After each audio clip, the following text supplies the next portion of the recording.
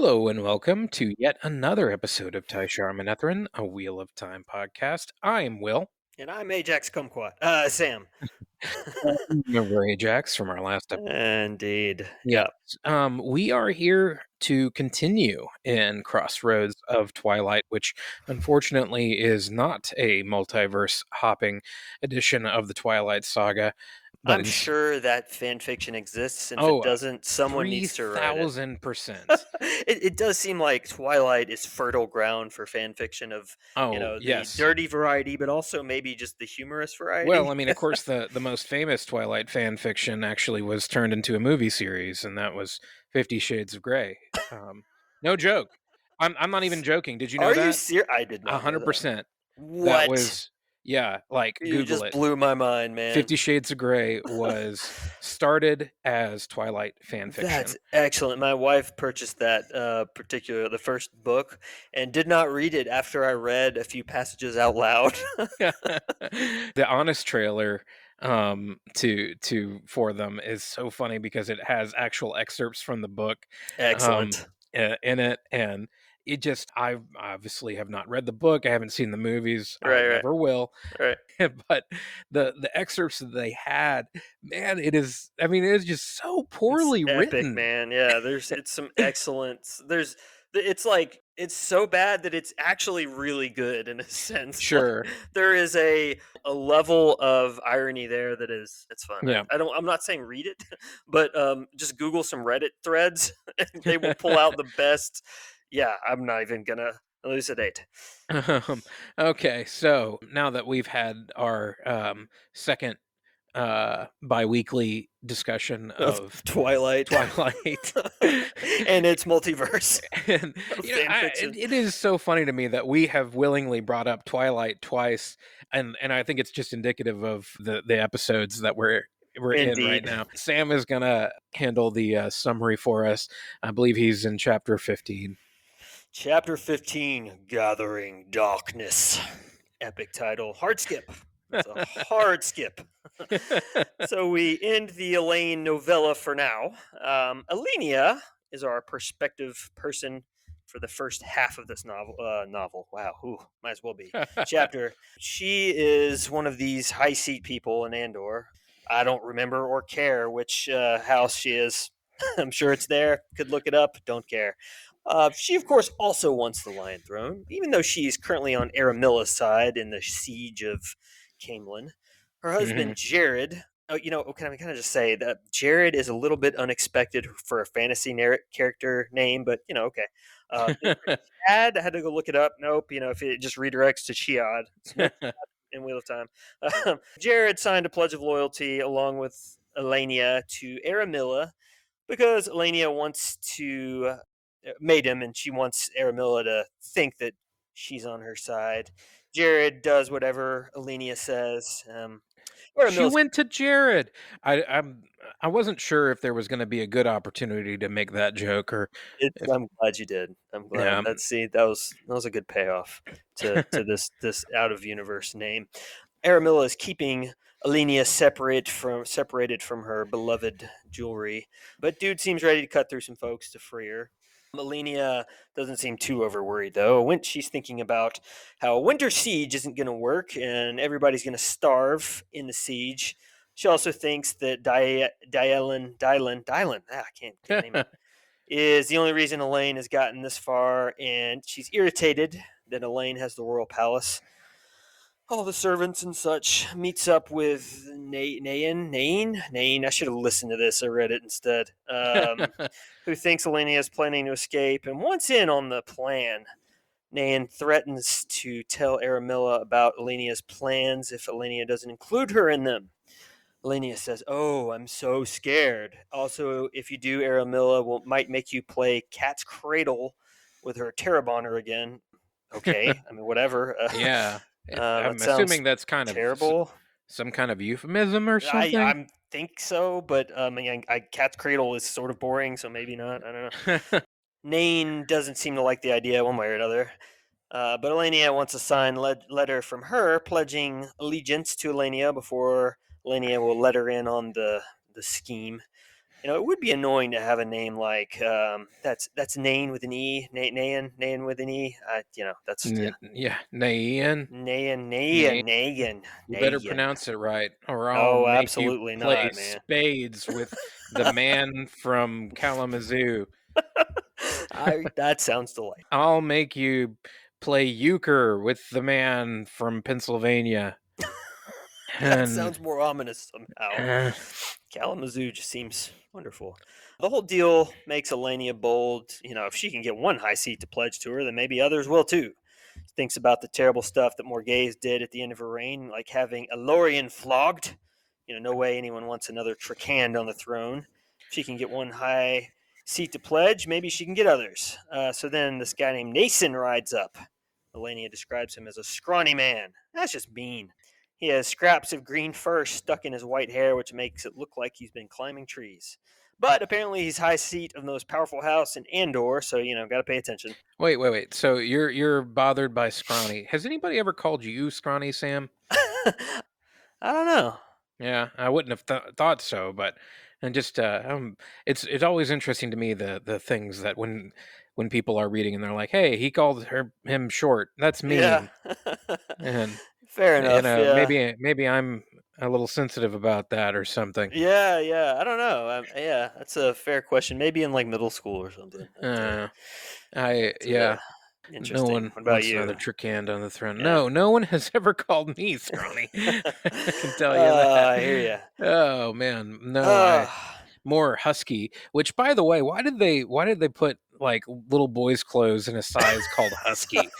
Like, That's a good question. it's like you're immediately like trying to give the little boy a Shame them complex. a little bit. Yeah, like, Yeah, well, you're gonna have to yeah. wear husky. He's a little husky. Yeah, and yeah, it's just such a. It's like there should be some other descriptor here that's more neutral. But no, we settled on husky. By the way, it occurs to me that the Weed of Time podcast, which is a real podcast, if you don't Really? know, yeah, it's some Canadian dudes, I think, Okay. um, who I think just smoke a bunch of weed and talk about Wheel of Time, Fair and enough. they probably have a lot of fun with high seats. How high are they? Right. Right. Except I kind of gave him a surfer dude more. It'd probably be more like, "Oh, how high are they?" Eh? I It's don't know. true. I've never listened to it. I apologize to the fine people at on that I was just podcast. thinking the other day if we hadn't settled on Tai'Shar and like something like a pod of daggers maybe or something could have worked. I'm going to say something about marijuana for a moment. Okay. Not making any moralizations, but it just as a general warning. If you live in a state that has legal CBD specifically, not weed, CBD, and they begin to sell a substance called Delta 8. Delta 8 is not CBD, ladies and gentlemen. Is it much higher THC or I something? Well, CBD doesn't is a, has trace amounts of Right. THC in it. Delta 8, I just did not do my research. I did not understand. It is a CBD that is like chemically changed to be almost the same as THC, so it's not synthetic THC, which the guy who invented synthetic THC said if you smoke this, you're an idiot. Literally, he said that. But this is something else. It's supposed to be like someone has described it as a diet high. I don't know what that is, but I'm just going W- to say, ladies and gentlemen, that is not at all what that substance is. that does not sound like that would be No, a good no, time. no, no, it is not. At least for me. Maybe for some people it is, but for me, I am learned a very definite lesson. CBD is fine. If you're a partaker of weed and you live in a state where it's legal, more power to you. I'm just going to say, for me, Delta 8 is not the cat's meow. that's all. That's all I'm going to say about that. And if you're underage or if it's legal, don't do it, kids. Absolutely, yeah, that's true. Also, and apparently, stay away from synthetic THC unless you want to be labeled I an idiot. I did not know that that was a thing. Yeah, there was another word for it, spice or something. Uh-huh. Yeah, Oh, after I encountered melange. this, maybe, yeah. The synthetic THC must flow. Sorry. No, you're good. This is, as we said, this is the reason we get off topic in these episodes for a reason. So this Nason fella says, Elenia, my darling treasure, you make honey seem stale and roses drab. Whoa, Mr. Scrawny. Chill out, man. Cool your jets. Yeah, we got a simp for Elenia here. Yeah. Yeah, he says he wants to challenge Elenia's husband for scaring her. But the thought in her head is, if Jared kills this old dude, it will ruin everything. Exact quote. Uh, you need to take a look at your priorities, ma'am. But she responds with, how could I love a man with blood on his hands? He says, I didn't know you were so sensitive. Fine, your husband can live. That was all a very strange interaction between Right. some seemingly terrible people. But then Aramilla and her entourage show up, and of course, I every time I see the name Aramilla, I think Camilla from the British royalty. Anyway, just picturing Camilla from The Crown from the show. Ah, yes. RJ describes Aramilla as having a simpering voice. She distracts Nason by sending her maid with him back to his tent to make him tea. Classy. The only thing about that upsets Elenia is the fact that Arlene, this chick, is Aramilla's maid. Okay. She says, you promised to keep that lecherous old crack brain away from me. Well, stay close then, Aramilla says, and invites Elenia to lunch. Elenia pretends to be apologetic and curtsies. Aramilla asks if Elenia minds sharing a tent and a bed with Nayan. Could she know about this plan, the plot to betray her?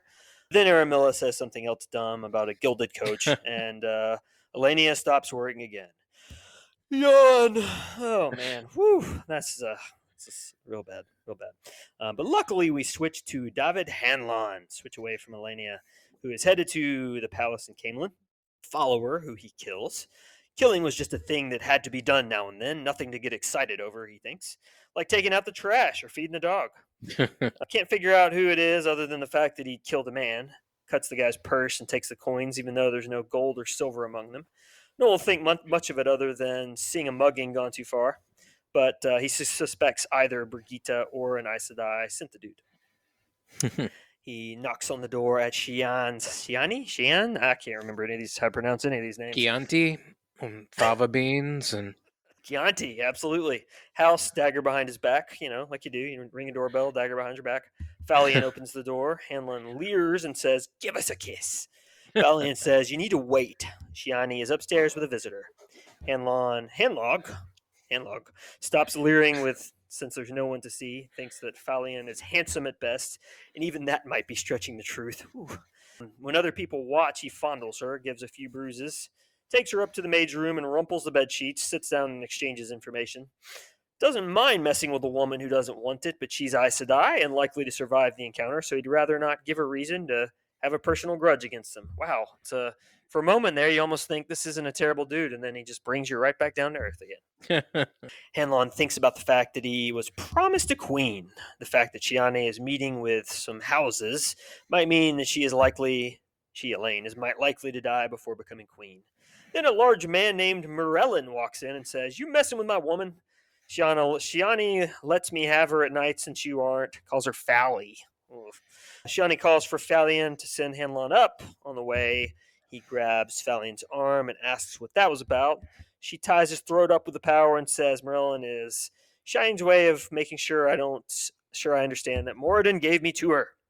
Get me something to put in his drink to make me sleep all night and not mess with me. If you want me to continue to give... You're trying to get me to read that, aren't you? It might have worked. I'm getting bored, so I'm just writing Fair stuff into enough. Sam's notes on Google Fair Docs. enough. Shion asks if Elaine's baby is his. He says no. Shion calls Hanlon upstairs. Oopsie, she's killed her guest. She asks Hanlon to free some Suldam and Damani and also get the guards away from the food stores because, oh my gosh, who cares? And apparently I'm a poo-poo head. Poopy.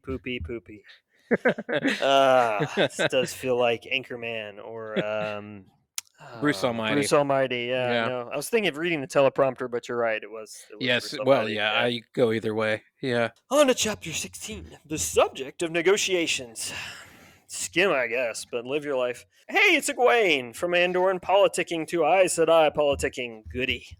Maybe someone will stick a sword when someone else toss a fireball, but let's not hold our breath. It was pretty cool when they started the siege of Tarvalin, I suppose. I mean, it's kind of an epic end, sort of, to that book. Maybe some fun stuff will happen.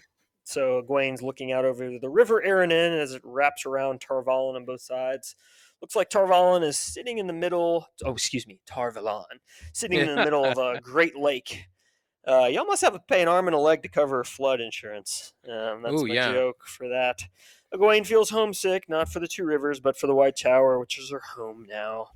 Gareth Bryn's there, and Egwene thinks that if the pit of doom opened in front of him, he would smother his fear and go about doing what needed doing.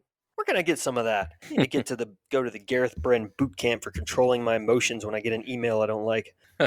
Bet Gareth Bryn knows how to write a good email. Man, I'd love to see that. Would actually be a pretty funny thing to like different the email responses from different Wheel of Time characters. Like you can hear the one from Nynaeve that is just like All caps. scathing and completely, yeah, Or completely yeah, or just it's got some italics, got some like red font, some different yeah, sizes. You've yeah, seen yeah, those yeah. emails where like it'll go to caps and then go back to not being in caps, so she didn't do it on accident. Right, And be yeah. kind of meandering. I'm specifically thinking about a guy I work with named Jeff.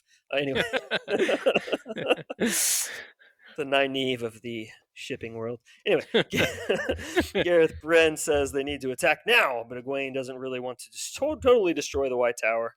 Bryn makes the point that as long as the harbor remains open, the people in the tower will eat better than the siegers do. Siege people, sieging, siegers, sieges, The seizures? the siegers. Siege. The word siege looks weird now. He says more people will die the longer we wait. Egwene says, no, we need the tower whole for Tarmangaiden and to stand against the Ashaman. The tower will be completely destroyed if sisters kill sisters. Egwene has agreed to a council of sisters, sisters, sisters. A lot of words sister in this chapter. One from each Aja to advise her. I feel like I should put air quotes around that, but we're not on TV. She's angled to have it be sisters who have secretly sworn their fealty directly to her. Anaya, Bayonin, Carlin, yeah, who cares? I need to change my attitude about this book. Probably annoying, but I just can't. I just can't do it.